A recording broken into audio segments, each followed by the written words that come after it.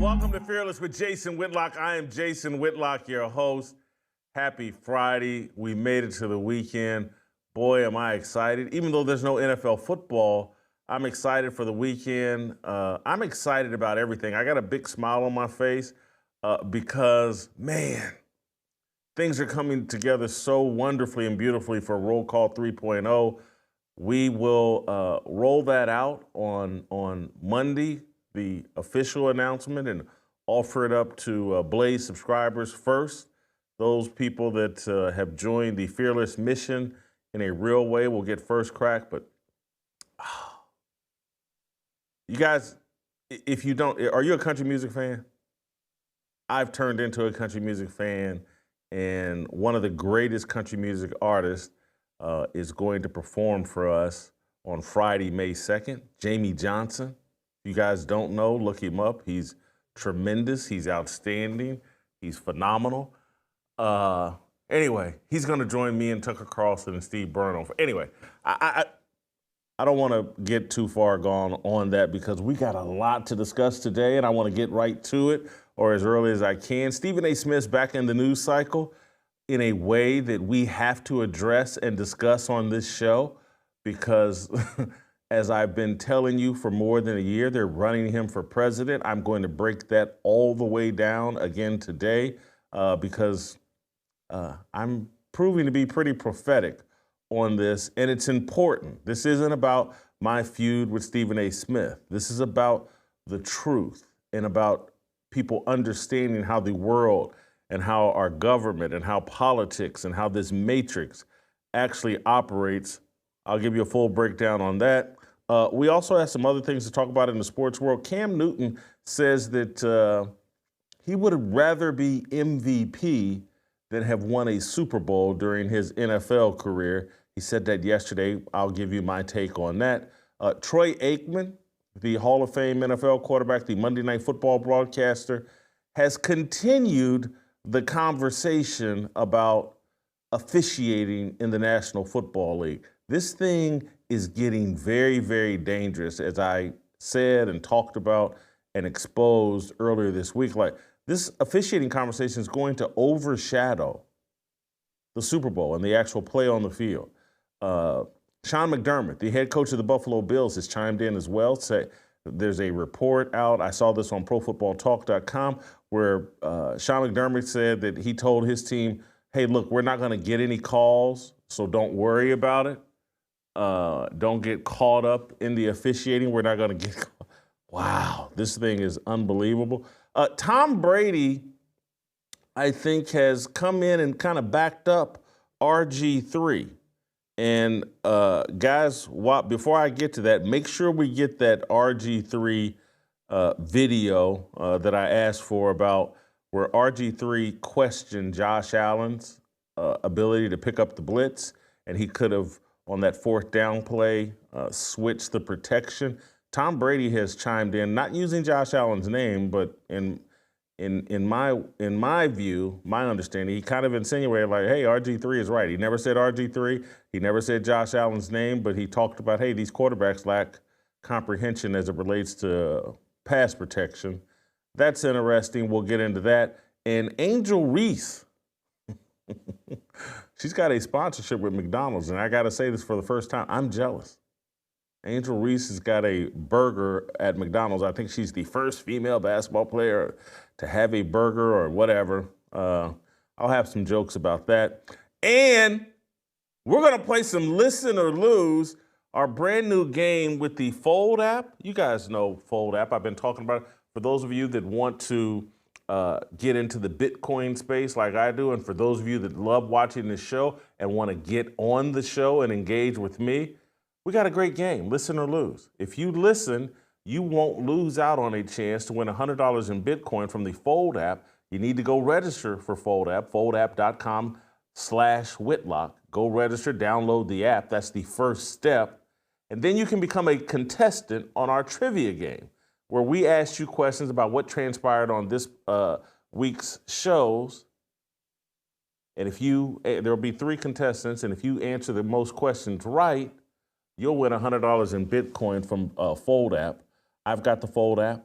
you need the Fold app. Fold app it's a way, it's free money and a great deal. Bitcoin isn't going anywhere, so why not start stacking some today? The Fold team hooked us up with an amazing way to earn Bitcoin rewards, not just through Listen or Lose, but just for shopping where you already shop, whether it's Amazon, Uber, DoorDash, Lowe's, Home Depot, Airbnb, Southwest Airlines, Best Buy, you name it. Over 50 top merchants. Go to foldapp.com/Whitlock right now or just scan the QR code on your screen. New users get a Bitcoin bonus with their first gift card purchase. That's foldapp.com/Whitlock. Start earning Bitcoin rewards today. I'm doing it. You need to do it. We all need to get into Bitcoin space, the alternative currency space. Fold app's making it easy for us, and Fold app is allowing me once a week to give away $100 in Bitcoin and get you down the road of acquiring some cryptocurrency. All right, let me hop right into our conversation today, or our feature conversation today, and it's about Stephen A. Smith. Did you see this poll? I think it's the McLaughlin Democrat group, or there's a Democratic primary poll that listed Stephen A. Smith as one of the candidates to be the presidential nominee for the Democrat Party. And so on screen right now, we're showing you a poll that I think it says Stephen A. is polling at 2%. At the top of that poll, I think is Kamala Harris. Then it's Mayor Pete Buttigieg. And then it's, Gavin Newsom, AOC, Josh Shapiro, Tim Walz, Stephen A. Smith at 2%. Stephen A. Smith, the ESPN broadcaster. And then behind that poll, Stephen A., I think, tweeted out that picture of himself sipping that green drink with his eyes kind of like, hey, this is interesting. He posted that on X himself. And you guys know for more than a year, I've been telling you, like, hold on, man. Disney and Stephen A. Smith are up to something. When I read Stephen A. Smith's book, which was published, I believe, 2 years ago, I was 10, 11, 12 months late reading the book. But when I read that book a year ago, the first thing I did was come on this show and say, hey, man, this dude is planning to run for president. That's the only reason why you write a book like this. And many of you are laughing. Oh, Stephen A. Smith going to Washington. Stephen A. Smith running for president. That's laughable. He'll never get enough votes. No one will take him seriously. And I'm like, what world have you been living in? What are you not getting here? And I say this respectfully, but just factually. Willie Brown's concubine just spent 4 years as the vice president of the United States, just ran for the presidency and got 4 or 5 million fewer votes than Donald Trump, Kamala Harris. She's arguably and perhaps indisputably the worst vice president we've ever had. Makes Dan Quayle look like William Shakespeare and Abraham Lincoln combined. Kamala Harris, who got her start in politics as Willie Brown's side piece, and who puts together word salads, incomprehensible word salads is like her signature. And her cackling. No qualifications for the job. And you think they couldn't run Stephen A. Smith for president? Are you kidding me? You think it through. And I'm going to tell you what they're thinking. Hey, Donald Trump went from The Apprentice and a TV show to the president of the United States.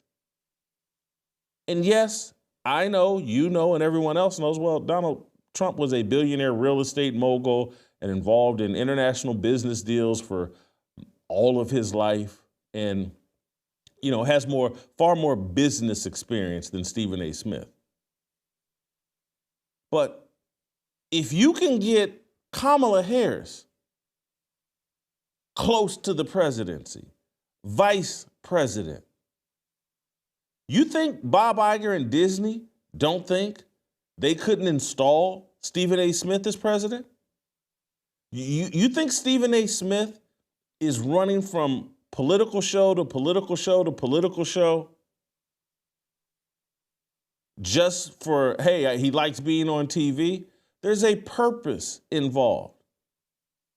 You think he had that book written, that farcical book written, without any political aspect? This is what they do when they want to install someone as president. When they,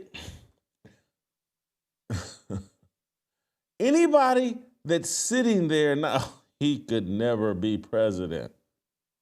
America's not that stupid. Yes, we are. Yes, we are. And I say that, yes, we are, because yes, we can, and yes, we did. Barack Obama, they won't release his transcripts from whatever Ivy League school he went to. This man's background from Indonesia and being Barry Soetoro or whatever he was before then, who his father is certainly in question. Raised in Hawaii by his white grandparents and then passed off as the blackest man on the planet. And black people and white people, liberals, worship Barack Obama. Worship Barack Obama. Barack Obama, the first black president that everybody knows, his major accomplishment, his major legacy, according to Newsweek magazine, put him on the cover and called him the first gay president. Because he put the Q in Pride Month, or the trans in Pride Month. He put the transgenderism thing on the agenda. He normalized and mainstreamed same-sex marriage. And black people worship him and think that he did something for them. Newsweek and everybody else knows what Barack Obama did. But the delusion and the worship, the racial idolatry is so strong with leftists that no one can deal with the truth of what Barack Obama was and what he did and what he represented.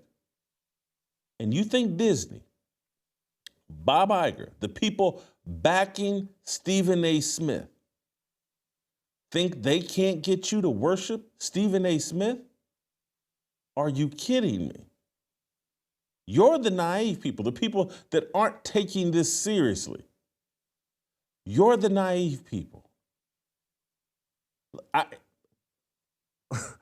I started pointing this out, like, hey, people, Howard Stern's asking Stephen A. Smith questions about running for president. Patrick Bet-David, and just this week when this poll comes out, where Stephen A. Smith is polling at 2%, after just being on Bill Maher's show with all the conservatives and right-wing people. Oh, God, wasn't it great how great Stephen A. Smith was on Bill Maher's show? He said things that others have been saying for 10 or 15 years. But when Stephen A. Smith said it, it was so magical and so important. We must celebrate it. This is the installation process. Putting him on conservative platforms, Sean Hannity, putting him on liberal platforms, Bill Maher, and everybody applaud. Oh, he's a centrist. He's going to bring everybody together. This is the process. When Howard Stern is floating out, oh yeah, I'd vote for you as president, or would you ever run for president? And these other people. These are planted comments and assertions. These aren't organic. There's no one with a functioning brain who would watch Stephen A. Smith on ESPN and say, yeah, that man should be president. You know how little discernment Stephen A. Smith has? I mean, seriously. But this is a process that people, influencers on the right and the left, have been participating in. And people are blind to it. People think, oh, it's just a coincidence. This is organic. I want to play SOT number 6, just to give you a taste.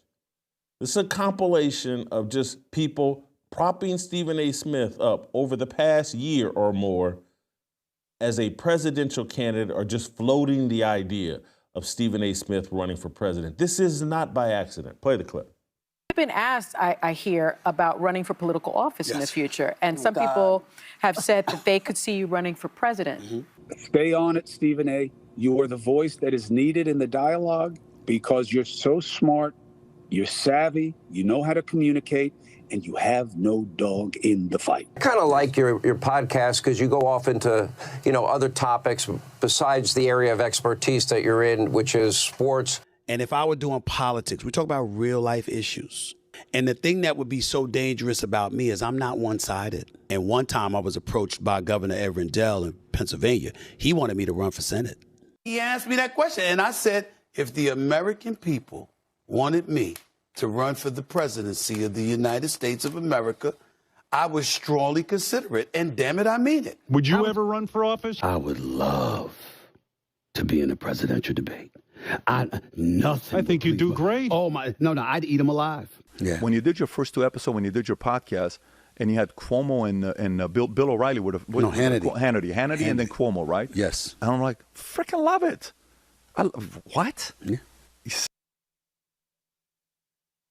This is the selling of Stephen A. Smith. Let me go a cut deeper on this process that proves that this is a process. So I go, give me 1 second, because I want to make sure I take care of everything and I have time to unpack this properly. But I'm about to make the argument that irrefutably, I think, exposes that there's an entire system backing Stephen A. Smith and a presidential run from Stephen A. Smith. And when we talk about draining the swamp, when we talk about this corrupt system of government, this matrix we've built, I'm about to walk you through, and you have to understand how powerful the forces are propping Stephen A. Smith up. This man, completely unqualified. This man can barely talk sports in an intelligent way. And you have all these influencers from all different backgrounds pretending like this is one of the smartest people on the planet. But I'm going to provide you an irrefutable argument that there's a machine behind Stephen A. Smith, and we should be concerned about this machine, not just because of what it says about Stephen A. Smith, but what it says about all these candidates. Let's go to number 2 in that Democratic poll, Mayor Pete Buttigieg. His qualification for the presidency, his qualification for transportation secretary, his qualification for mayor of South Bend. Hey, I'm gay. That's his qualification. You can say, oh, he went to some school. I think he went to an Ivy League school. That don't qualify. This guy is a nut job. He hopped in a bed with another man and pretended like they gave birth to a baby. This is a mentally ill person. And he's number 2 on this list. All of these people are installed, but I'm going to walk you through the Stephen A. Smith deal. But give me 1 second. I want to talk about part of our life purpose here at Fearless is a major part, is supporting the concept, the belief, the biblical worldview that life begins at conception. No organization does a better job of that than Preborn, and that's why we support Preborn. They provide expectant mothers an ultrasound expectant mothers that are considering abortion. They provide them an ultrasound, introduce that baby's heartbeat to them, introduce an image of the baby in the womb, and now that woman is more than twice as likely to choose life, and that's where Preborn steps in, steps up, and supports that woman and that baby for up to 2 years. Preborn is amazing. They save more than 200 babies a day. They've saved more than 300,000 babies in their existence. Dan Steiner, the founder of Preborn, has been on this show. We've met with him. We spent time with him. We vetted him. We know where his heart is, and we know how he runs his organization. Our money's not wasted on overpaying mid-level executives. It pays for ultrasounds, $28 at a time. $28 for one ultrasound, $140 for 5 ultrasounds. Whether you give $28, $2.80, $2,800, or $28 million, it all goes to a great cause, a great fund, a great organization that saves babies' lives. You want to honor God? You want to please God? You want to feel good about yourself? Donate to Preborn. Save a baby's life. It will put some pep in your step. It'll put a smile on your face. There's 2 ways to give. Pound 250, say the keyword baby. That's pound 250, keyword baby. Or give the way that I prefer to give, preborn.com/fearless. That's preborn.com/fearless. Do it today. You will feel awesome. Send me a note about it. Love to hear from you. fearlessblazeshow@gmail.com. Would love to hear from you. Thank you.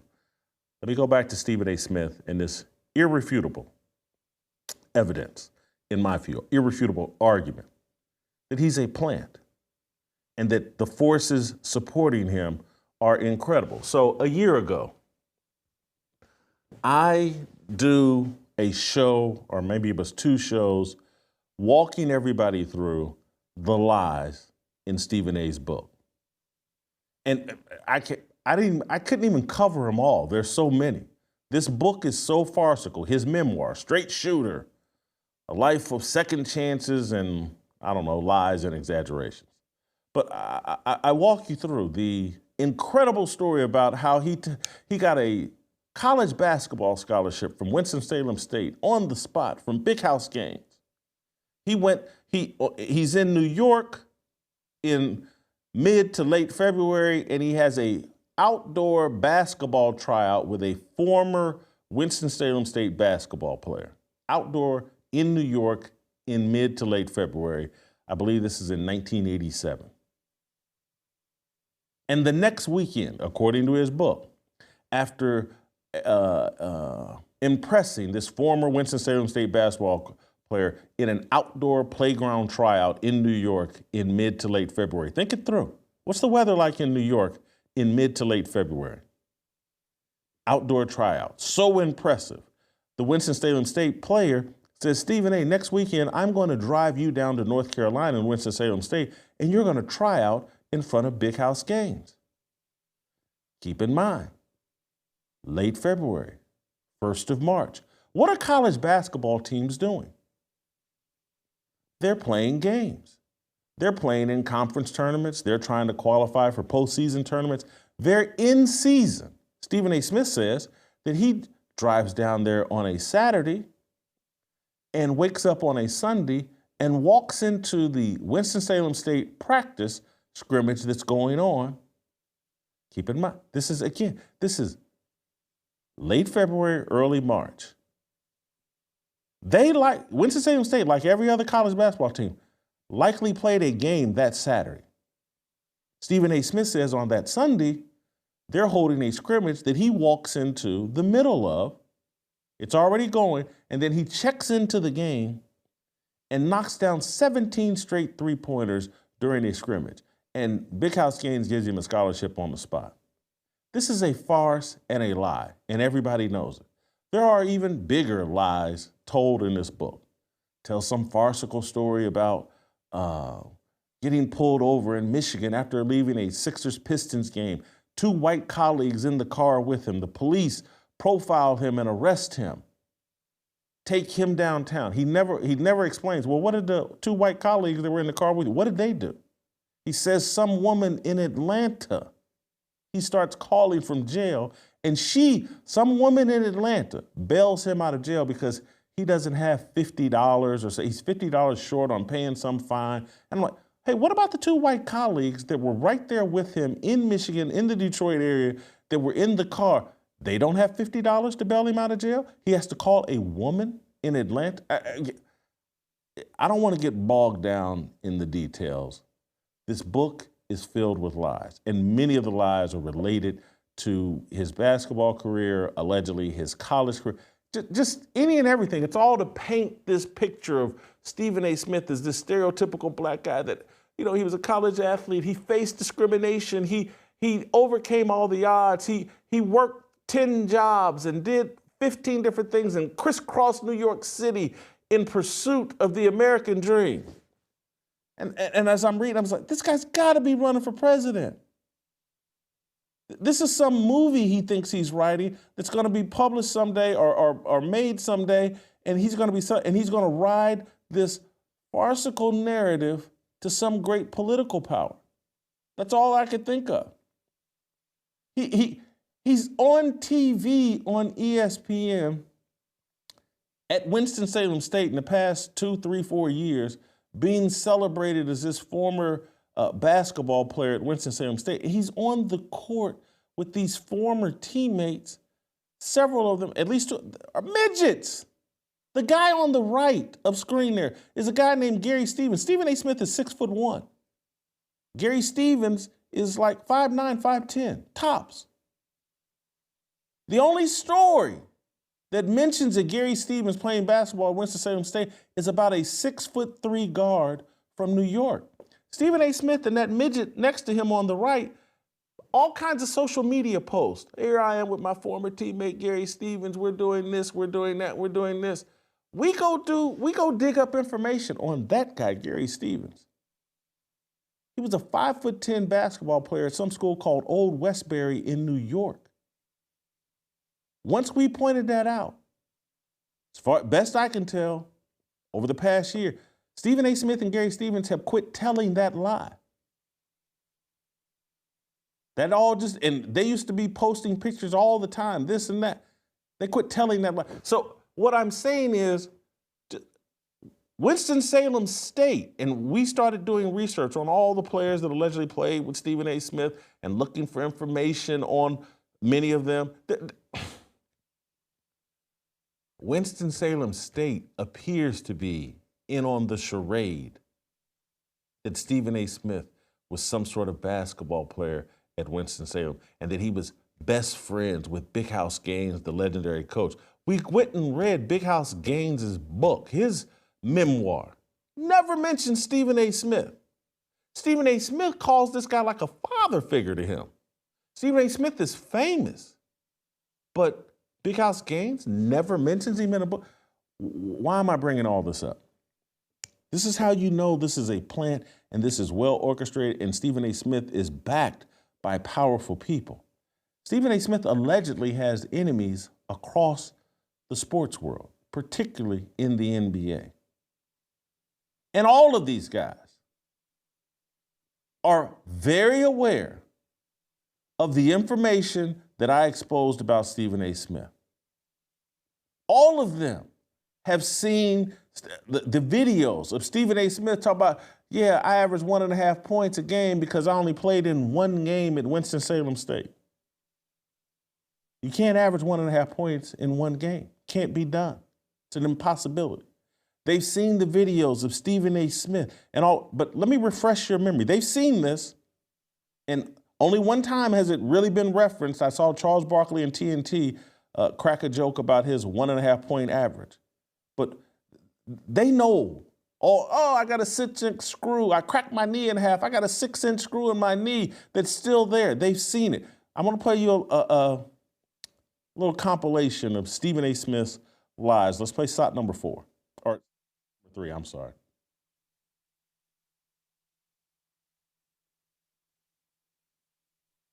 Did I screw us I up dropped there? 17 straight 3-pointers. Wow. And he gave me a scholarship on the spot. Damn. And that's how I ended up in Winston-Salem State. That was my brightest moment, because from that point forward, I cracked my kneecap in half, and I was never the same, and that was that. Literally lived directly across the street from me, and he was a killer.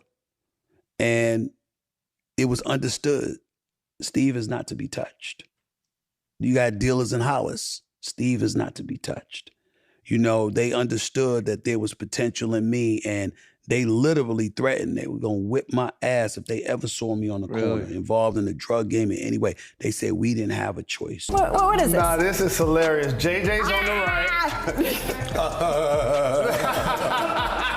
It's our starting lineup from tonight. Well, they're not telling us I only played one game because I cracked my kneecap in half, but that's neither here nor there. That is neither here. Let's go ahead and follow up the cracked kneecap with SOT number 4 and the 6-inch screw. Play the clip. They talk about I averaged 1.5 points a game. I saw some article on social media. That's a lie. It was less. See that? You didn't know I was going to say that, did you? It was less than that. It's a lie. How about 0? Because I never played, because I cracked my kneecap in half. I got operated on at Wake Forest University in Winston-Salem, North Carolina. My mama was by my bedside. My sisters came to see me. They said I'd never walk straight again. My bone cracked in half. My first year at Winston-Salem State. I still have those knee pains to this very day. Still. In the knee that still has a 6-inch screw in it that I never took out. And in the left knee, because I spent years overcompensating for the pain in the right knee. You didn't know that, did you? So just think of all these, from Kevin Durant to Kyrie Irving to Kwame Brown to Draymond Green to, I don't know, anybody in the NBA, any coach in the NBA, any player in the NBA. Stephen A. Smith allegedly gets in disputes with these guys from time to time. These are young men, these athletes I'm talking about. They're 30 to, Kwame Brown's probably 40, 45. I don't know what Kwame Brown is, but Stephen A's been covering the NBA for a long time. He's made, allegedly, a lot of enemies. These are primarily black dudes.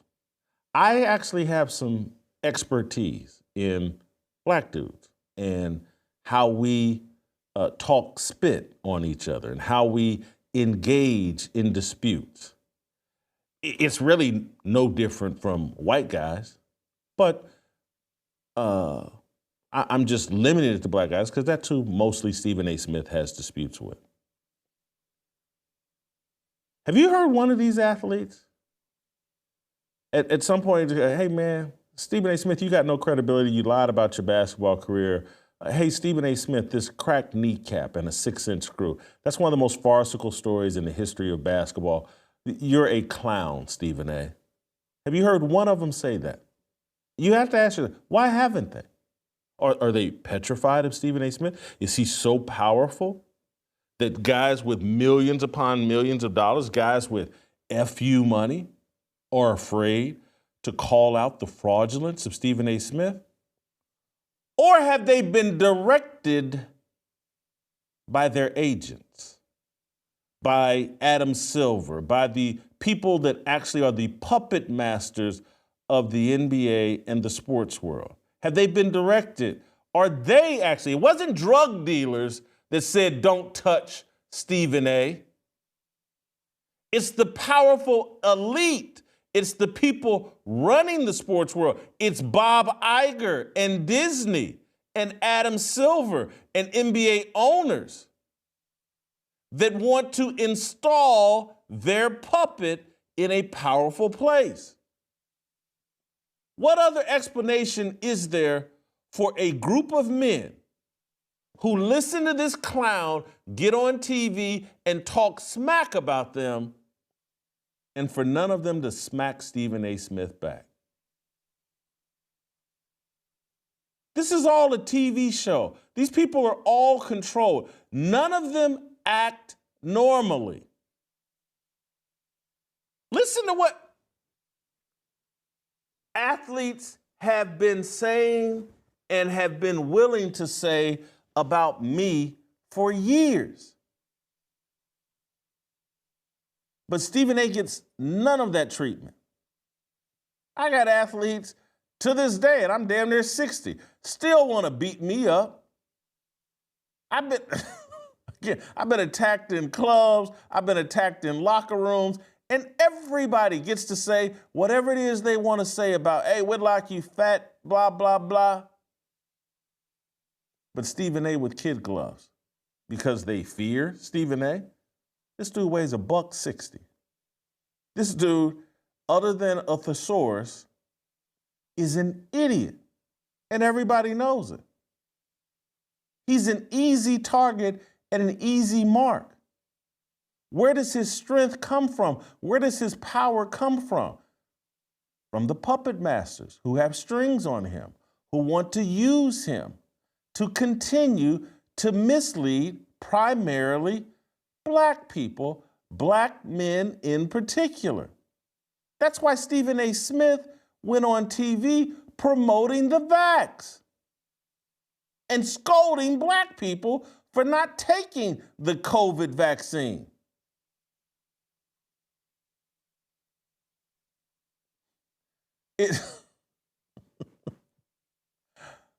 I've never seen anything like this, that such an easy target who allegedly irritates all of these athletes, and no one fires back on him. It's not drug dealers protecting Stephen A. Smith. It's Bob Iger. It's Adam Silver. It's Mark Cuban, even though he doesn't own NBA teams anymore, but guys like Mark Cuban. It's the owners of NBA teams, and now probably even NFL owners. They like having a clown that they can control and they can put on TV to argue what they want, and that they can use to install in powerful positions so that they can continue to exploit and mislead the public. Give me any other explanation for why Kevin Durant or one of these NBA players hasn't opened up a real can on Stephen A. Smith. There's so much easy material to make Stephen A. laughingstock and a joke, and no one takes it. Makes no sense. And trust me, because I'll give you an example of, I say all these things. Who's powerful enough that I could go on this show and break down for 2 or 3 days? Hey, here's the most high-profile sports media person in the country, the highest paid person, or going to be the highest paid person at ESPN, the guy, the face of ESPN. Here's all of his fraudulence spelled out in a book. Have you seen the New York Times, the Washington Post, the Daily Beast, or any of these alleged websites or news organizations say, wow, this is interesting? Stephen A. Smith has written a book of lies. None of them will touch it. Who's powerful enough to make the New York Times and the Washington Post and all of the mainstream legacy media stand down and not address an issue of credibility for a journalist? Who's powerful? It ain't Stephen A. Smith. It ain't dudes from Hollis Queen and drug dealers. It's got to be, I think Stephen A. Smith is with Ari Emanuel and Endeavor, I believe, or Mark Shapiro, who I think is partnered with Ari Emanuel. Those are the only people that are powerful enough to shut down everything and to continue the fraud of Stephen A. Smith. And you guys don't want to take this guy seriously? He's backed by some of the most powerful people in America.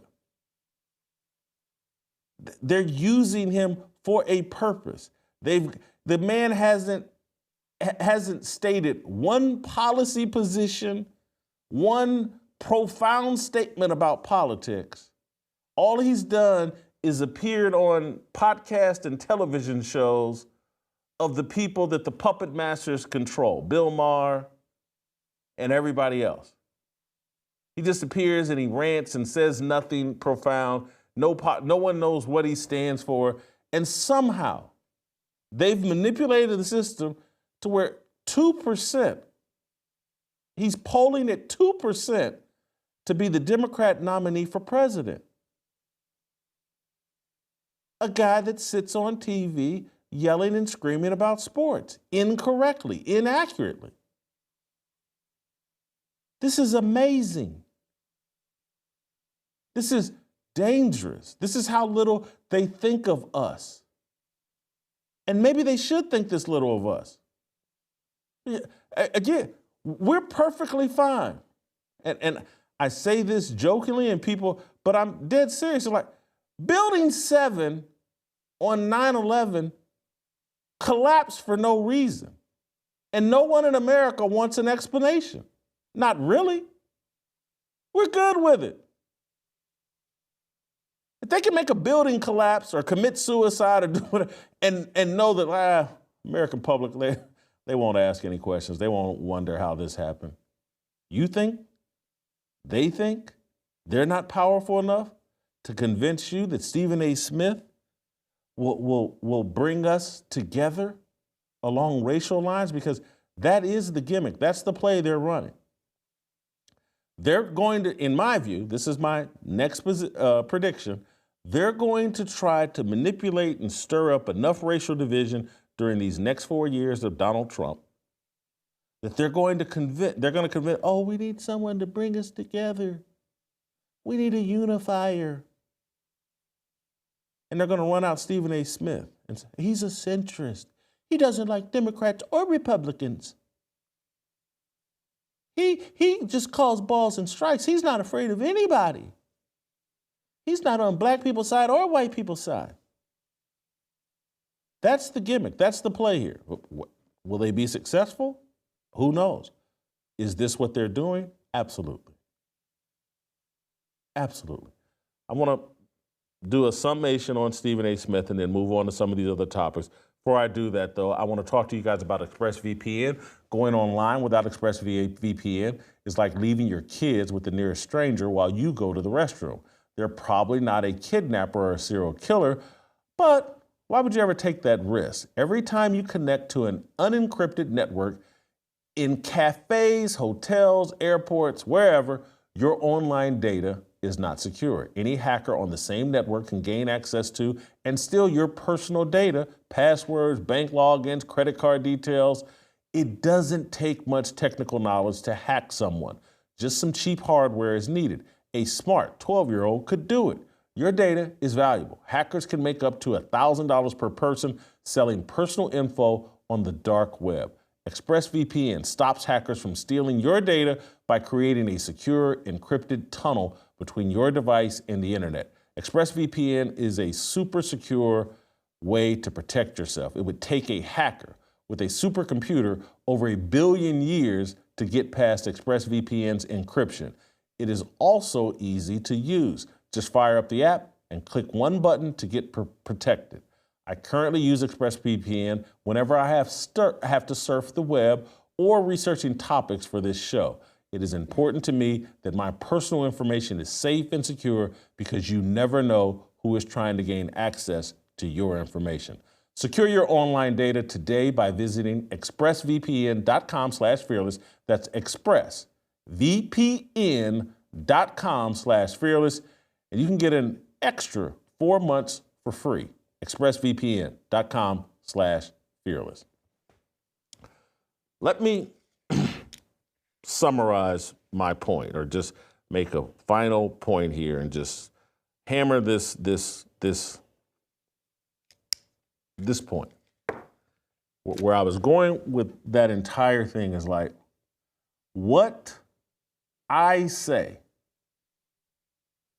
there's a system in place of protection for Stephen A. Smith. And so what I say about Stephen A. Smith, the puppet masters and the group protecting Stephen A. Smith have deemed it irrelevant and not accessible. No one's supposed to react to it. And so I unpacked all these truths about Stephen A. Smith and the lies that he told. And no one addresses it. None of the blogosphere, the people that monitor the media, An Awful Announcing, Richard Deitch over at wherever he's working at now, anybody at The Athletic, whoever covers the media. Whitlock has unpacked all these uncomfortable truths about Stephen A. Smith. Ignore it. It didn't happen.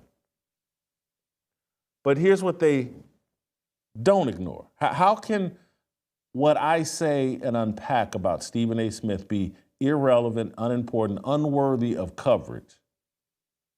But what Stephen A. Smith says about me, everybody covers. So when Stephen A. Smith, when I called out his lies and BS, and he went to his own podcast and taped a 45-minute tirade, profanity-laced tirade, everybody covered what he said about me. What Stephen A. Smith says about me is important because it's an attack on me. It's an attack on my credibility. No one called me a liar. Stephen A. Smith didn't call me a liar in his tirade. He just ran it, cursed and screamed, called me a piece of shit, worst human being, fat bastard, all of that. That's news everywhere. His name-calling, no substance attack on me, that's news everywhere.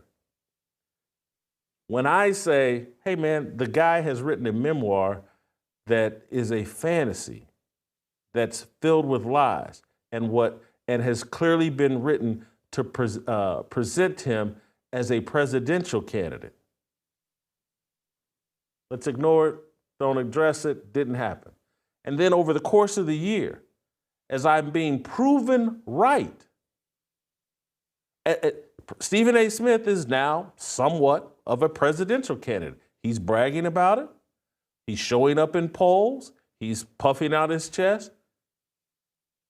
I've been proven right. They won't address it. There are very, very powerful people positioning Stephen A. Smith for a run for the presidency. They control the information that is presented to you. They frame the information that's presented to you. They frame what you can and cannot say about Stephen A. Smith. Athletes can't fire back at Stephen A. Smith and call out his fraudulence. They've all been instructed. They're all represented by agents connected to Stephen A.'s agents. They're all in fear of Adam Silver and NBA ownership and Bob Iger and Disney. This is the rigged system that needs to be broken up. This is fake news. This is how we end up. I saw a clip yesterday of some woman, I think from Maryland, a senator from Maryland. Can't remember her name. Dang it. But she attacked RFK Jr. I tweeted about this. She attacked RFK Jr. On vaccines, or RFK Jr. was arguing like, hey man, black people should take a different schedule of certain vaccines, and white people should take a different schedule of vaccines based on some differences that science has proven between black and white people. And this woman said, oh, that's very dangerous. That's racist. Yeah, Angela also Brooks is her name, from Maryland. Been on the job for 2 weeks. And that's how we end up with clowns like that. RFK Jr. is trying to give her a scientific explanation. She cuts him off and pretends like he said something racist and dangerous, and no, I can't vote for you. She's an idiot.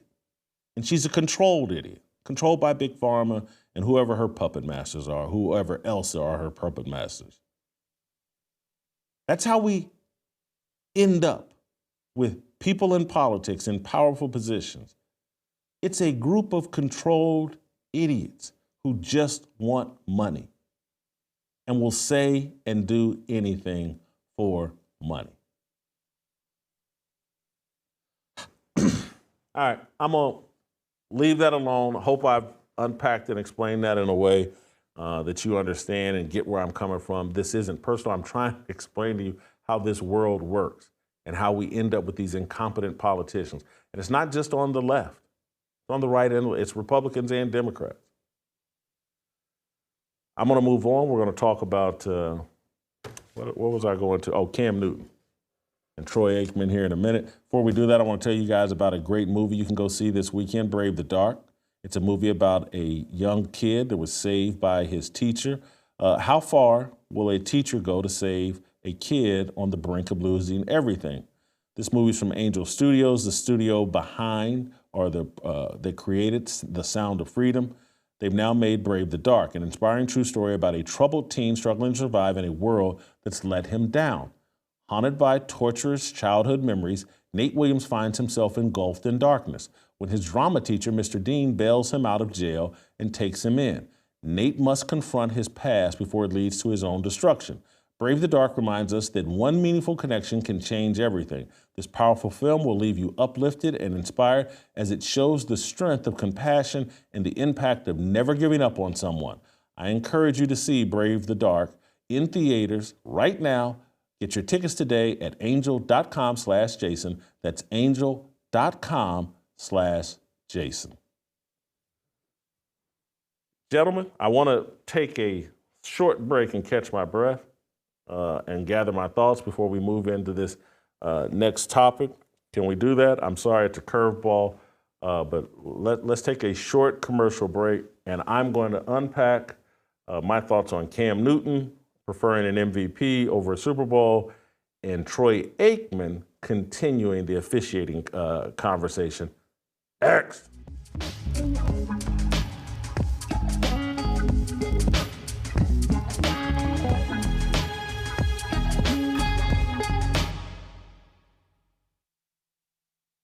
Whenever you hear the fear-mongering and the propaganda, look at where the money is flowing and who's collecting it, and you'll see the truth about it. Virgil, I can't wait to read your book because, I've been baffled and just took a very common sense, in my view, approach to the climate change or global warming. I've lived long enough, and I've lived long enough to hear about pollution and all of this. And I had a very simple-minded mindset as it related to now I can get a more biblical understanding. But I kept telling people, and I pretty much have said it for a solid 15, 20 years, that I'm supposed to believe that man can destroy what God created. Right. And I could never get over that hurdle. I was like, really? And so the whole argument just comes back to, it's like, who's ever pushing this believes man is greater than God, and I reject that, so I just don't take it seriously. That's how I reduced it in my mind. I can't wait to get a deeper understanding from your book. Yeah, that's exactly right. That's not a bad reduction. If you're going to reduce it to something, I think that should obviously be the key, and that is that God is sovereign over all.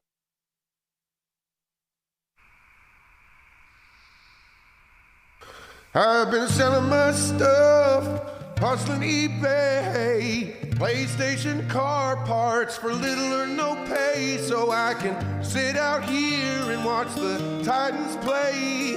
Stumble on home and rub my blue balls away. It's a damn shame what the NFL has turned to for fans like me and fans like you. Wish I could just wake up and Patriots red, white, and blue, but I can't. This football nightmare's true. Living in a Madden world with Lombardi sold. These cowards bound to feminists, Lord knows they all just want to wear pantyhose and control what you think. Want to vex you and mask you, and they don't think we know that they drink Bud Light too. Cause these players don't hit, might as well have limp wrists. Cause of these cowards bowing down to feminists.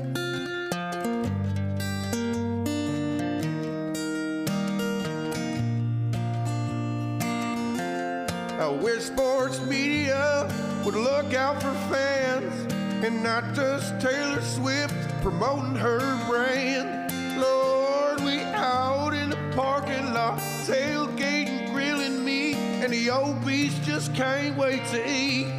Well, God, if you're a referee and blind as a bat, Roger Goodell should grow a pair and give you the axe. We had Derrick Henry, we played ground and pound, but the idiot Titans chased our king out of town. Lord, it's a damn shame what the NFL has turned to for fans like me and fans like you. Wish I could just wake up in Patriots red, white, and blue, but I can't. This football nightmare's true. Living in a Madden world with Lombardi's soul.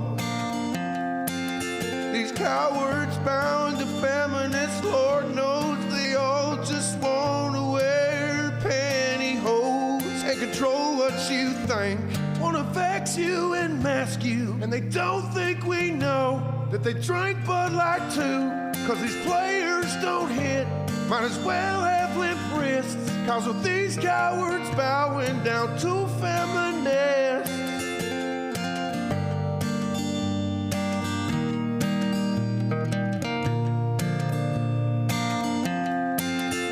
I've been selling my stuff, hustling eBay, PlayStation car parts for little or no pay.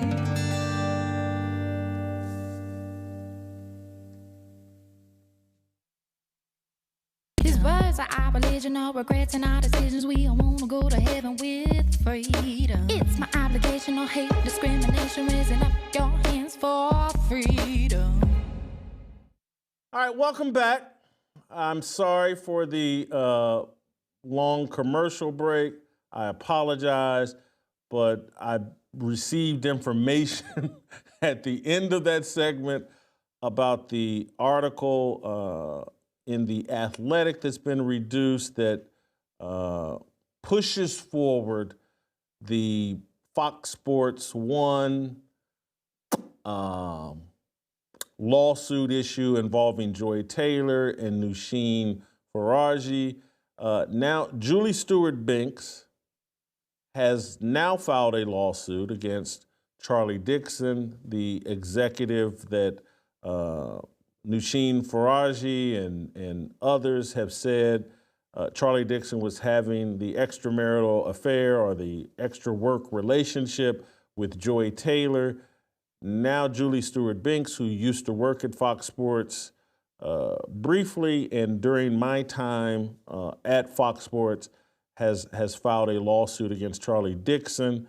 The Athletic has written a very long story about it, and I'm being told that the story references me on a couple of occasions.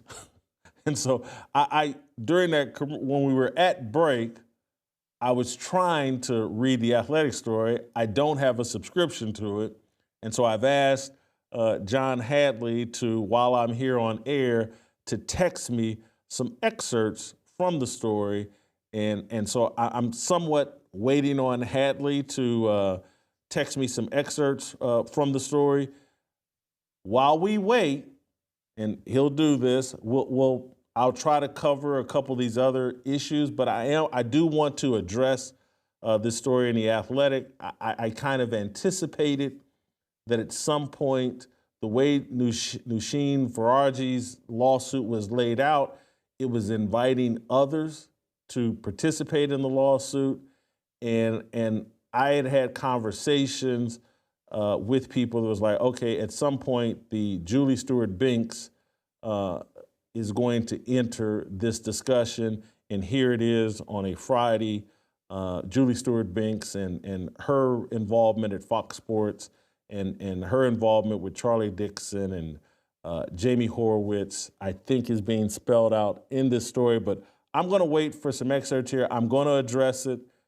Remain patient. As soon as I think I may have asked Hadley for too difficult a task, but we'll give him some time. And so I'm going to talk. Let's play the clip of Cam Newton talking about he would rather have his MVP trophy than to be a Super Bowl champion. Let's play that clip.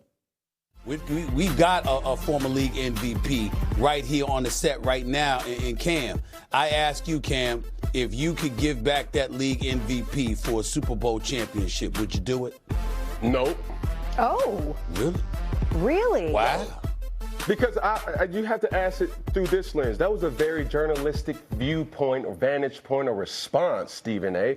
I'll ask you this question, and, you know, just to pose this thought. What's more important, impact or championships? You look at a guy like Allen Iverson, or you stood up on the table and blah, blah, blah, blah, blah. Everybody's not going to be Michael Jordan. Everybody's not going to be Patrick Mahomes. Everybody's not going to be these individuals who have the luxury of saying, hey, I not only dominated this sport, but I also have championships to back it. Like, let me remind you, Brad Johnson won a Super Bowl. Trent Dilfer won a Super Bowl. Respectfully, Nick Foles won a Super Bowl. So, yes, when you look at those guys and you say, okay, what's more important? Would you have preferred to win a Super Bowl? I think that's the humble approach. But if we're being honest, the impact of you holding yourself accountable to say everybody has a responsibility to do. And you can say as an MVP award winner or an All-American, you've held yourself or you've held your end of the bargain down. And that's what it really comes down to for me. I know that's not the popular pick. I'm trying to be popularized. But my take is I'm taking individual success because I did my job. Football is not about one guy trying to do 11 jobs. It's 11 guys doing one job. And if everybody does their job best, famous words of our coach, Belichick, just do your job. Let's do it. Not surprising for Cam, from Cam. And let's go back to the beginning of Cam's introduction into the NFL. If you remember at the Combine, before he was in the NFL, there was the story about Peter King put out about Cam wanting to be an icon. And Peter King put that out there, and we were at the very beginning of this whole racial conversation that goes on in sports. And it was like, how dare Peter King question Cam or report that Cam wants to be an icon or even call this controversial. And the importance of that story then was that, hey, Cam's not in this to lead a team to greatness. Cam's in this to become an icon. Cam's in this for Cam. And will that be the proper mindset for leadership from the quarterback position? And I think you can make a really compelling argument that Cam was a terrific player for a 2-3 year stretch in the NFL, but eventually his lack of leadership ability, lack of adding the intangibles that go along with QB greatness, undermined his career.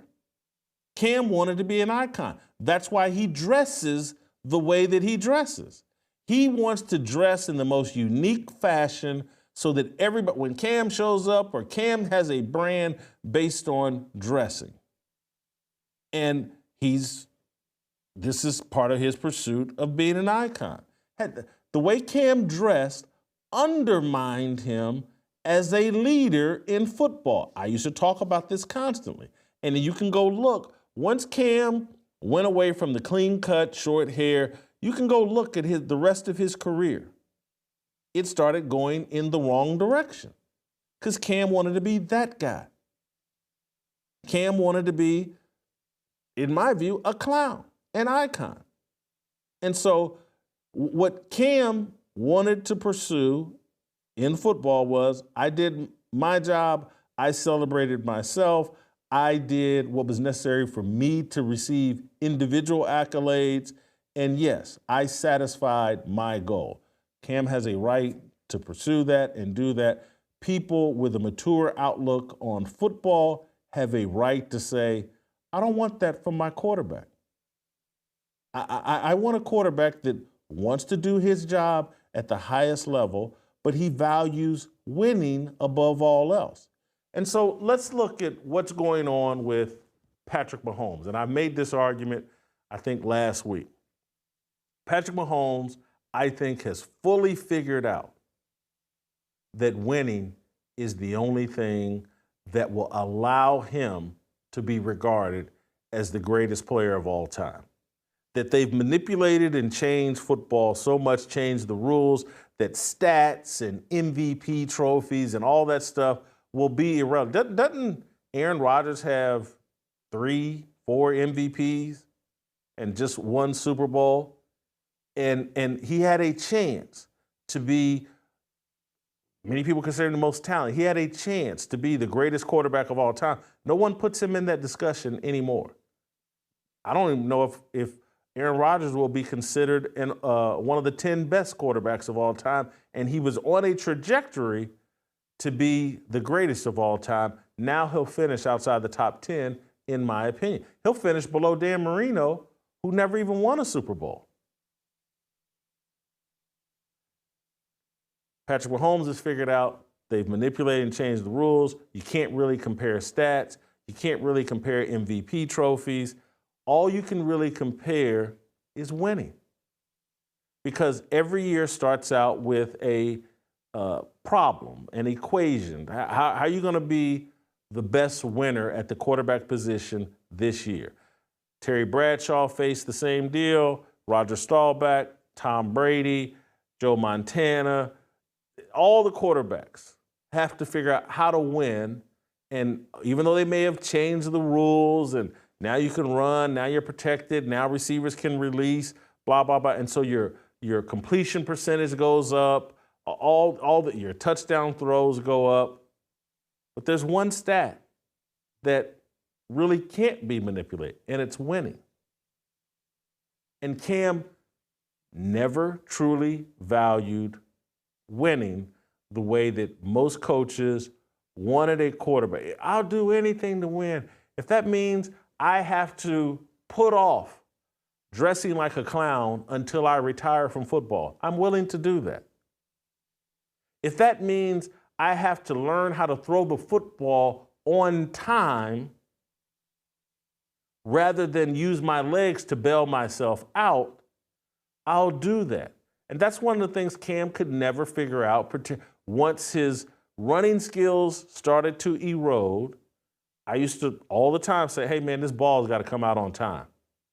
And it never did with Cam because he was so talented that he had developed bad habits that it didn't matter when the ball came out. His arm was so strong, if he didn't throw the ball on time, if he didn't read a coverage perfectly, if he didn't anticipate the blitz or do any of this other stuff, he could just run. And so the little things never mattered to Cam, and that's why he never won a Super Bowl. Cam, what he's really saying, and he's saying it boldly, is, I satisfied my goals. My goals were about building up Cam, and I did that. I won an MVP, and I'd rather do that than have put together a 15-year career where I won a Super Bowl, and yes, I may have never won an MVP. So I'll give, Cam wants to compare himself to Trent Dilfer and all these other people. Cam, the comparison is that Russell Wilson got more out of his career than you did yours. And you should be embarrassed by that. You had far more talent than Russell Wilson. Russell Wilson never won an MVP. He won a Super Bowl. He appeared at another. He got more out of his career. He's going to earn, he's earned more money from the NFL than you did, even with your one MVP. Cam's got the wrong outlook, no surprise. Hadley has sent me one clip so far. Let's see here.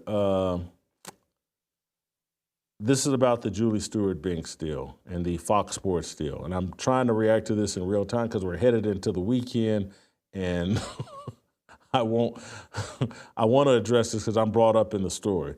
Stewart-Binks, then a 28-year-old Fox Sports 1 on-air personality, is on the set of a pop-up show, Jason Whitlock's house party by the Bay, for the 2016 Super Bowl in San Francisco. The set is meant to evoke a Super Bowl party, red Solo cups, beers chilling in an ice bucket on the coffee table. Whitlock and the day's guest, New England Patriots tight end Rob Gronkowski, are behind the desk. Stewart-Binks is on a gray couch.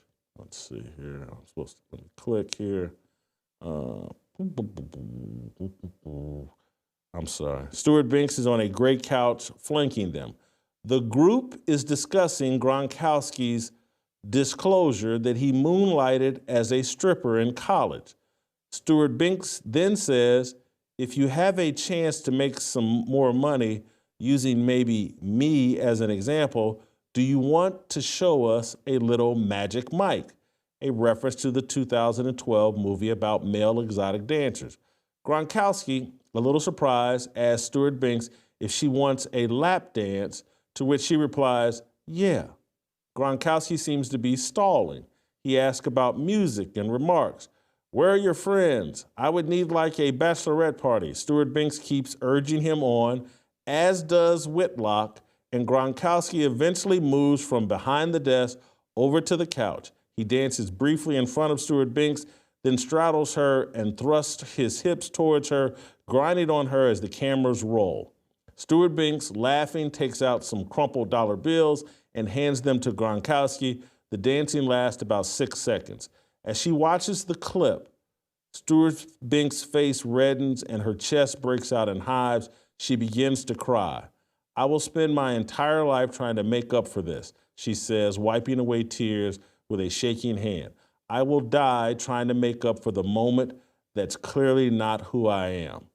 On Friday, Stewart-Binks, 37, filed a lawsuit in Los Angeles County Superior Court against Fox and Charlie Dixon, an executive vice president and head of content at Fox Sports and FS1, the company's sports network.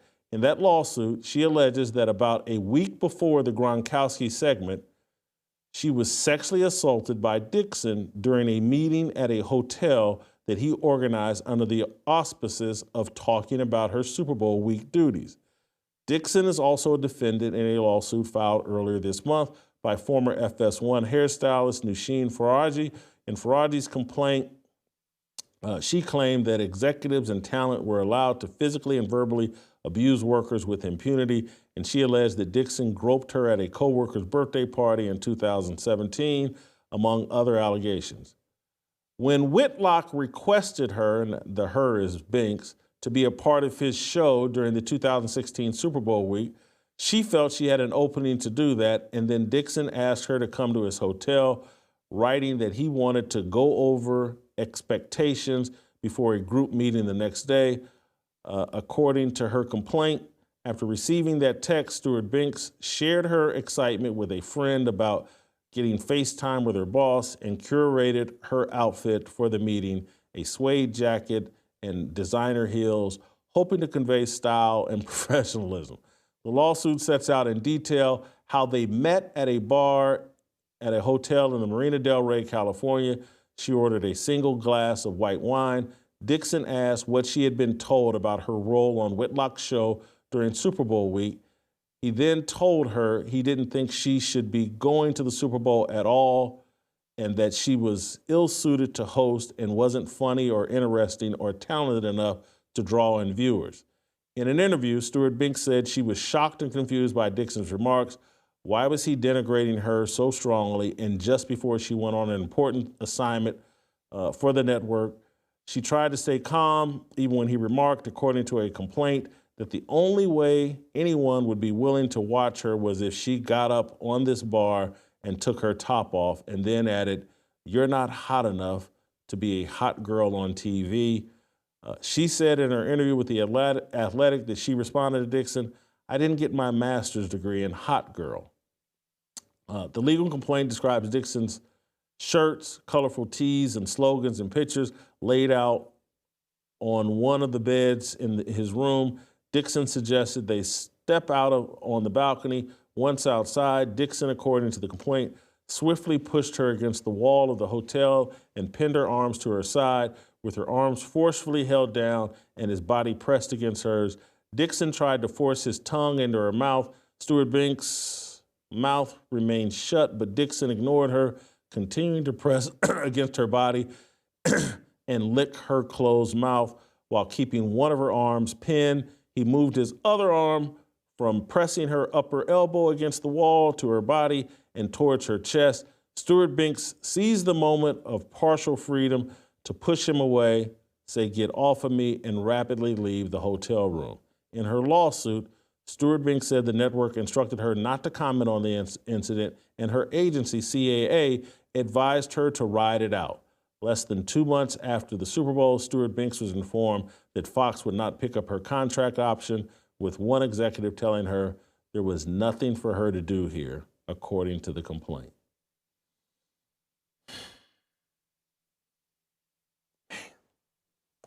This puts me in a tough spot. So,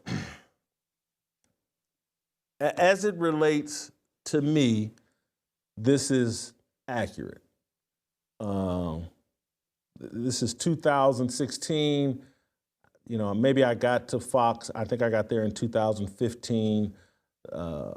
Horowitz had us going through all of these tests for shows and just killing time. And it was some kind of Mickey Mouse charade or whatever.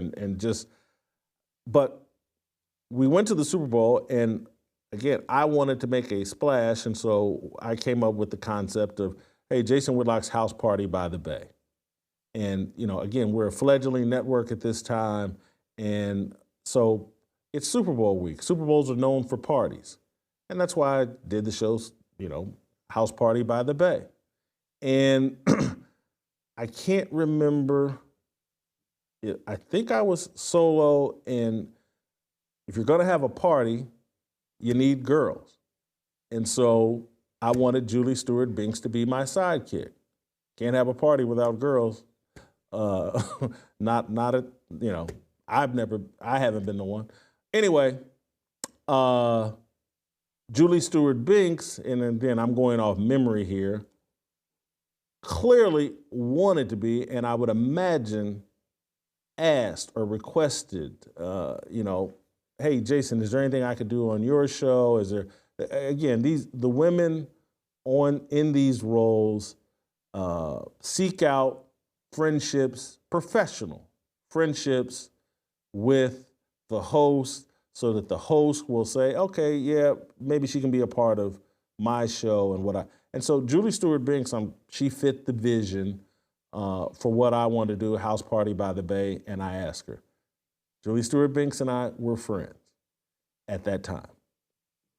And I can remember people were very upset because, and again, I'm gonna have to read this whole story because, you know, this crying deal about Gronk giving her this lap dance and she'll never live it down, and here she is, 8, 9 years later, shedding tears over this.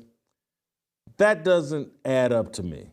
Julie Stewart-Binks was the reason I said, hey, let her do the House Party by the Bay, because Julie Stewart-Binks was fun.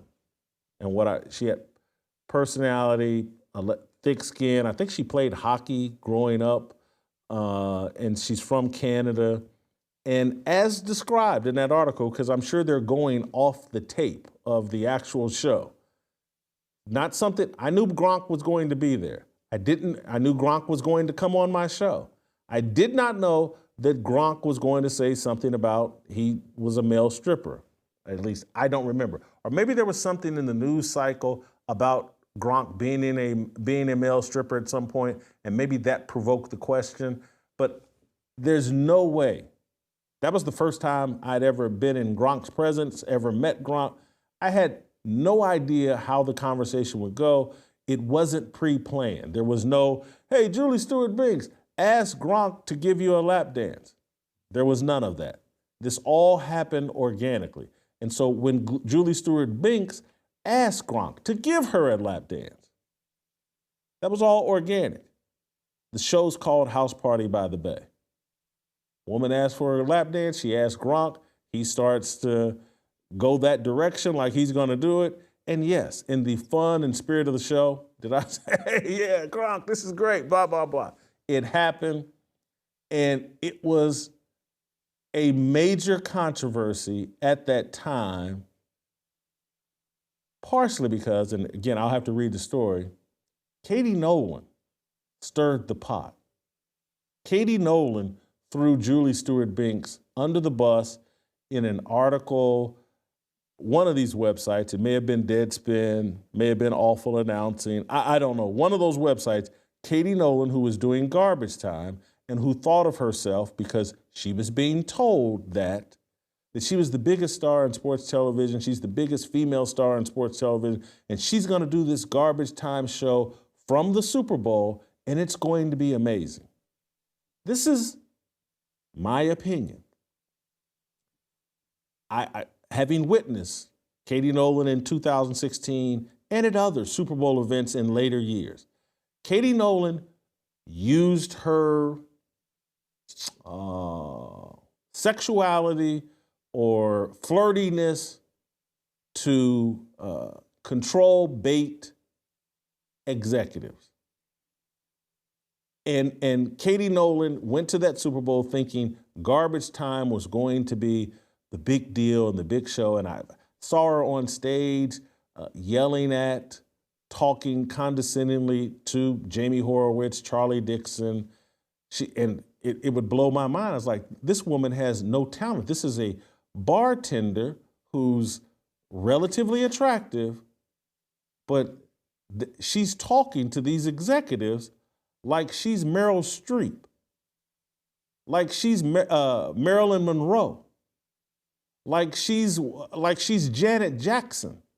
She's in control. She's got this magnificent talent that they can't live without.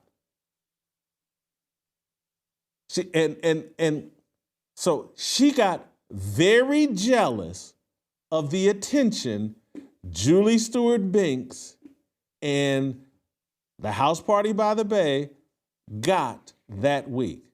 And she did an interview with someone, I just can't, maybe it was Grantland, I can't remember, where she threw Julie Stewart-Binks under the bus. And her and Julie Stewart-Binks were supposed to be friends.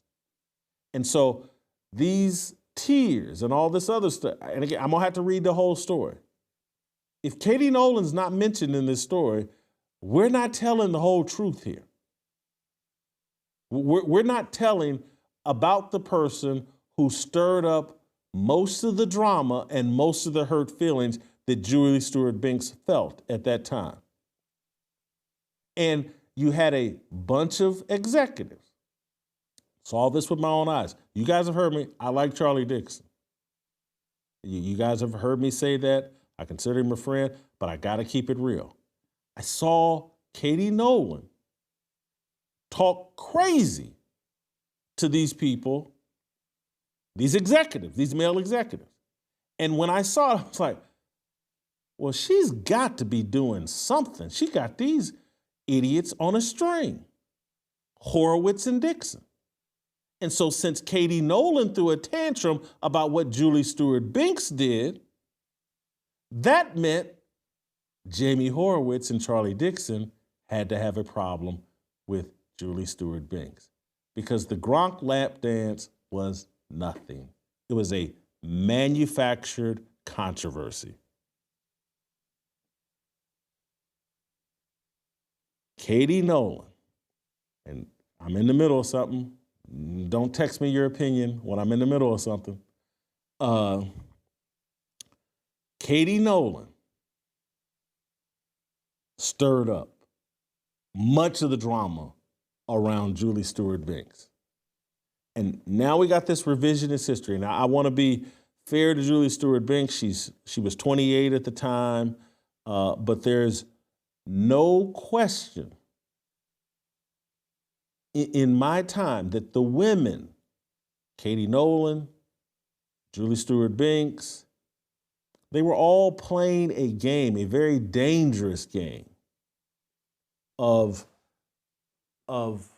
hey, we got these young executives that have been given power,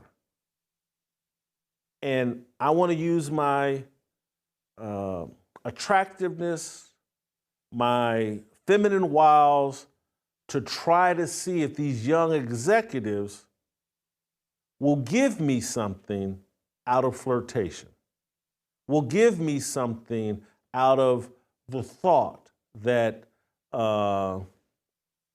they may have a chance to sleep with me. Everybody knows it. Everybody knows in a work environment, women will use their gifts to try to draw favor from their bosses. I'm not saying all women, but when you create this sports environment, this sports media environment and culture, where you're constantly looking for attractive young women who know very little about football and basketball, the sports that get discussed the most on these shows. It's a recipe. Young women, executives in power, attractive women, trying to talk sports and trying to gain access to jobs and promotions in a field that's dominated by men and best executed by men. It's a recipe for those young women to flirt and try to bait and try to see if they can get an upper hand by playing the sexual politics game. And that's why you don't put young, immature executives in those kinds of positions of power without proper oversight. Recipe for disaster. And now Fox is living it out. And I want to take some time, and I will probably get to this Monday when I have more time to think about it and see how far I actually want to go, because I want to be fair to Charlie Dixon. I want to be fair to Julie Stewart-Binks. But I heard all these stories in real time in 2016. I heard all these complaints. I was friends with Julie Stewart-Binks. I defended her during this whole Gronk situation. It was a natural, fun, slightly risque thing that transpired organically on the show. Julie Stewart-Binks contends that it ruined her chances, probably in sports media. She's been haunted by this. I'm not sure if that's accurate, but I'm not living her life. I don't know. But I do know that, and I think we have the video. Let's play the clip of the lap dance from the Gronk deal. Let's play that clip. If you had a chance to make some more money using maybe me. Oh, wow. We're going to make it rain, Rob. Wow. Want to maybe show us a little Magic Mike? Oh. Come on, Rob. Dude, we can unhook you. Let's do it, Rob. Come on. I think we can unhook you. You want to get a lap dance right now? Yeah, Rob, let's see it. Wow, that's pretty wild. Oh. We only have music on. Well, we'll make our own music. Wow. Okay? Do we got any music? Yes. Let's. We'll try our best. Where are your Yes, friends? we're gonna I need like a bachelorette party. Yeah. I'll clap, Rob. Come on, let's do it. All right, let's do it. Let's Rob. Rob Come Gronkowski. on, Rob. Keep your mic. Come on, yeah, Rob, let's see it. Wow. Look at that. Yeah, Rob. Whoa. Whitlock, make it rain. Whoa. Nicely done, Rob. Magic Mike 3. This is a house party. Rob Gronkowski. Rob. Yeah, that was Jason McIntyre. I forgot that he was on set with us as well. And it's the only thing that Fox Sports did that week that made a ripple at Super Bowl week. And Katie Nolan was irate about it. And she used her little power, magic power that she had over these executives to make them irate about it. And the attention didn't go. I'm sure everybody was upset about it because I'm telling that house party show, if anybody remembers it, it wasn't just the Gronkowski deal. Every day we did something, and again, it wasn't as risque as this, but every day we did something that made our show outstanding. Everybody was talking about Whitlock's house party by the bay. And I'm sure Jamie Horowitz didn't like it because I wasn't the type of Negro that could be controlled and would put on a ghetto clown suit. And so Shannon Sharp, I think, was there. I can't remember if he was hired at that time, but I know he was there because I remember talking to him off air. Colin Cowherd did his show from there, and Katie Nolan did a show, and Jason Whitlock's show all week crushed it and got it. Everybody, hey, what happened on Whitlock's show? What happened on Whitlock's show? And that wasn't supposed to happen. I wasn't Jamie Horowitz's type of Negro. I wasn't some big, dumb idiot willing to do whatever he wanted to do.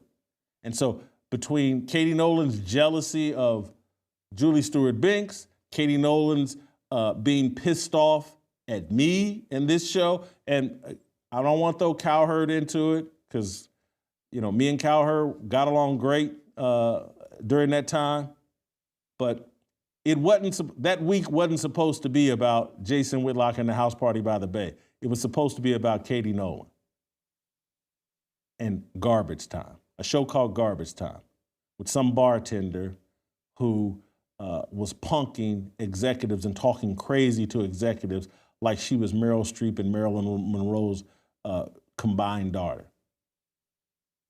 That's as far as I want to go right now with this whole thing.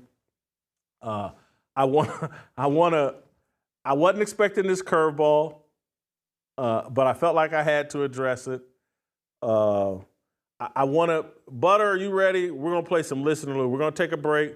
We're going to play some Listener Lose. That's as far as I want to go with this right now. I need to read the whole story before I get myself in trouble and say too much and say things I don't want to say. But we will get back to this, I believe, on Monday. No NFL games this weekend. A great topic to go back into. But let's play some Listener Lose. Next.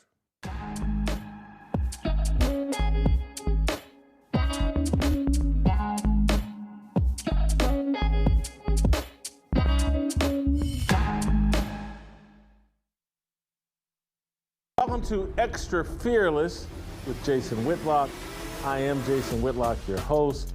Oh my God, Lyndon Johnson, his thoughts are so disgusting. I can't believe you would engage with him. The celebration for being a slut have never been greater. Why do you choose Taylor Swift, and why do you pick up a role as, let me help my woman undress on stage in front of an audience? When I look at people like Sexy Red or Cardi B that we prop up, now I see that the white community as well is just as fried. It does look to me like he made some eye contact with her and then just decided, nah, let me move on.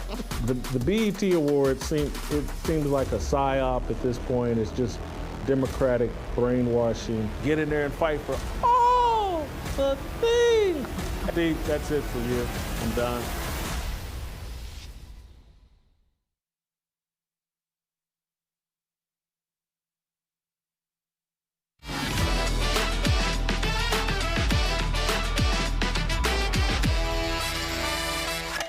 Welcome back. Time to play a little Listen or Lose. If you've been listening all week, you won't lose. We got some trivia questions for you. Fold app, whoever, these three contestants, Todd Malcolm. I know Todd Malcolm, he emails me all the time. Brian Vaughn, I think he's been on the prayer call, I think. And Tavar Davis. Don't know Tavar Davis, but those are our three contestants. We're going to hit them with some trivia questions. They're going to, someone's going to win $100 in Bitcoin from the Fold app. These guys have all downloaded the foldapp.com. They're all set up, locked and loaded. Awesome. Butter, the floor is yours. Let's play Listen or Lose. Hey, fellas, good to see you. We're starting out with Todd today. I'm going to give you 5 questions. How you doing, buddy? I'm doing good. Thanks for having me on. All right, we're good. These are all questions. Hold on for a second. Todd, raise your hand. Todd emails me all the time, but I don't think I've ever seen him. All right, there you go, Todd. Thank you. And if I'm right, in the upper left-hand corner, that's Brian Vaughn. Brian, I ain't seen you on the prayer call in a while, man. We need to see you again. But anyway, Tavar, glad to have you. All right, I'm sorry, Butter. Go ahead. Don't worry, this is your show, Jason. Go ahead. I'm sorry. Hey, Todd, these were all questions we talked about earlier, statements Jason made on the show this week. Are you ready to play Listen or Lose? Yes, sir, I'm ready. All right, here we go. Hey, Todd, I don't want you to be too excited about this. Okay. I know you took, a sleeping pill before coming on, but anyway, shake out of it, buddy. Jason just got named in a lawsuit, guys. Come on, where's the excitement? All right, go ahead, Butter. All right, here we go. This week, Jason listed 4 people on his Mount Rushmore of NBA destructors. LeBron James, Kawhi Leonard, Jimmy Butler, and who was the 4th name? Was it A, David Stern, B, Allen Iverson, C, Stephen A. Smith, or D, Joel Embiid? D, Joel Embiid. Off to a great Correct start, answer. Jason. Next. Tony Dungy is considering a career change. What is he pondering? Is it A, a run for Senate, B, Pope, C, college coaching, or D, Walmart greeter? A, run for Senate. You know what? I'm going to give him a half of a ring. Half a ring? Yeah. Not a full ring? Because Tony Dungy's come out and disputed this article, said the rumor's no good and he's not running for the Senate. But it is the right answer, but it's the wrong answer, too. He's 2 for 2. Next. All right, moving right along. Jason said there's only one stat that matters in terms of QB greatness, and Mahomes has it figured out. Is it A, QBR, B, wins, C, hand size, or D, how many baby mamas do you got? The answer is B, wins. It's B. I said that again today. Man, this is way too easy for Todd, but he's just running the table, Jason. Next. All right, he might get all 5. Jason was surprised by TV ratings for which league? Is it A, WNBA, B, Unrivaled, C, NFL, or D, Women's Roller Derby? It is B, Unrivaled. Jason thought it would be 30 or 40,000 viewers.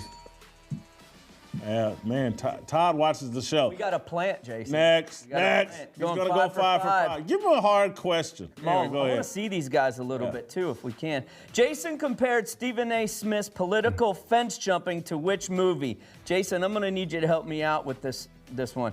Is it A, Brokeback Mountain, B, Debbie Does Dallas? Jason, I don't know. We got risque. Is it C, The Manchurian Candidate? Is that how you say that? Yes. Or D, Trading Places? C, The Manchurian Candidate. Here we go. All right. It's tough. Brian, you got your work cut out for you. You got to go 5 for 5. Brian, the bar's been set high, buddy. Been set. Those were too easy. Anyway, let's go. Todd, I do love it. Todd emails me every other day. Anyway, go ahead. Next. All right, here we go. Brian, let's do this. According to Jason and Shamika, which popular magazine is blaming Donald Trump for starting the rumors about Barack and Michelle Obama's relationship being on the rocks? Is it A, Playboy, B, Good Housekeeping, C, Vanity Fair, or D, Time? C, Vanity Fair. Jason, next. We got to make these harder. Yeah. Who did Jason say is the most unskilled player in basketball history? Was it A, Ben Wallace, B, Kendrick Perkins, C, Jason Williams, White Chocolate, or D, Angel Reese? Holy cow, buddy. He didn't need to watch the show to answer this one. You could probably just always say Angel Reese and get most of them. Yeah. All right, third one. Who did Joe Montana declare the best QB in NFL history? Was it A, Patrick Mahomes, B, Deshaun Watson, C, Dan Marino, or D, Lamar Jackson? C, Dan Marino. Jason. Crushing it. Here, Crushing it. All right, 3 for 3. Yep. All right, here we go, Brian. What is Jason's nickname for Bronny James? Is it A, Make a Dish Kid? B, LeVar's Balls Bitch? LeVar Balls Bitch? C, LaBus James? Or D, Make a Swish Kid? D, Make a Swish Kid. Those are some good nicknames, though. You should have got any of those. Right. That's Anyway, half the fun. Next. The Reverend Al Sharpton visited in support which store clinging to DEI? Is it A, King of Diamonds? Oh, that's something you know, Jason. Yeah, I don't know I what used that to is. know. Is Yeah. it B, Costco, C, Target, or D, State Farm Insurance? B, Costco. Woo, boy. You know what? We may give the money to Tavar, whoever misses the most. Oh, I'm Tavar, he's setting you Tavar, here we go, buddy. You got pressure. You got to go 5 for 5. Just so y'all know, Tavar was an alternate on today, and we had some trouble with one of the guys. So if you want to sign up for the show, and we ask you to be an alternate, Tavar's living proof. You get right on. So awesome. All right, Tavar. Good luck. Bill Belichick suggested changing the name of the Lombardi Trophy to A, the Brady Trophy, B, the Favre Trophy, C, the Marino Trophy, or D, the Purdy Trophy? I'm going to go A, the Brady Trophy. Brady Trophy, 1 for 1. Holy cow. I can answer these questions, and I'm old. But I got Jason, CTE. this is because they watch the show. I know. It's awesome. I got CTE, and I can answer this question. Anyway, next. Fold that, baby. Who was the lead story on ESPN.com one day this week that Jason said they're trying to make her something she isn't? She isn't a sports star. I hate to say it, but she's like a circus act. Was it A, Rosie O'Donnell, B, Megan Rapinoe, C... Hold it. Who is Megan Rapinoe? Megan Rapinoe. Oh, Rapinoe. It's like when I say Arkansas. No, Megan Rapinoe. I done said it wrong. You done tricked me into saying it wrong. I say Megan Rapinoe. Holy cow. You ever seen Arkansas spelt out? It's confusing. Megan Rapinoe. Anyway, C, Brittany Griner, or D, Diana Taurasi? I'm going to go C, Brittany Griner. 2 for 2. We're running right through it, Jason. This plus-size rapper, Dank Demos, is suing Lyft after a driver denied her service because he told her that A, her credit card was denied, B, she wouldn't fit in the car, C, he said she smelled like Funyuns, or D, he hates rap music. I'm going to go B, she wouldn't fit into the car. Wouldn't fit in the car. Jason, we're closing in. I'm going to give a really hard question. The first guy to shout it out is going to be the winner. Go ahead. I got away if we need it. Yep. All right, fourth one, buddy. Adam Silver, or Adam Aluminum, as Steve Kim calls him, suggested diminishing the time of each quarter to A, 12 minutes, B, 8 minutes, C, 10 minutes, or D, 14 minutes. C, 10 minutes. Next. You're watching the show, buddy. I might have to do all these questions. Go ahead. Jason predicted that something will overshadow the Super Bowl. What is it? Is it A, Kendrick Lamar halftime show, B, Taylor Swift anywhere within a mile of the stadium, C, hilarious commercials, or D, poor officiating? D, poor officiating. All right, Jason. Gentlemen, put the men on camera. I'm going to settle this. Let me sit here. If you had to guess, and I'm not going to give you any options, you just got to shout out what you think I would say. If I were describing Julie Stewart-Binks, would I say she had big cans and what type of skin? Vanilla. Brian Vaughn just won. Brian Vaughn, he's the winner. Brian Vaughn, we're 2 for 2. We're 2 for 2. If you come to my prayer deal on Tuesdays, the connection here. You win. You pray with me, you win. This is awesome. Brian Vaughn, hey, Todd, sorry, buddy. Tavares, Tavar, thank you for playing. Brian, congratulations. $100. $100 Fold app, from Fold Bitcoin app. coming to you. You guys could be here next week with us. If you sign up for the Fold app at foldapp.com/Whitlock, do it right now. Then send Butter an email at LOL@gmail.com. Thank you guys for playing. Thank you guys for watching this week. I did the best that I could today. Hope you enjoyed it. We'll see you next week.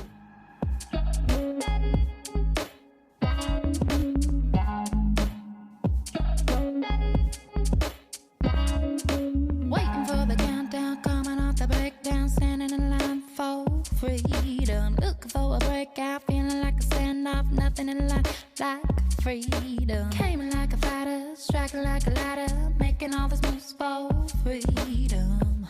I want freedom.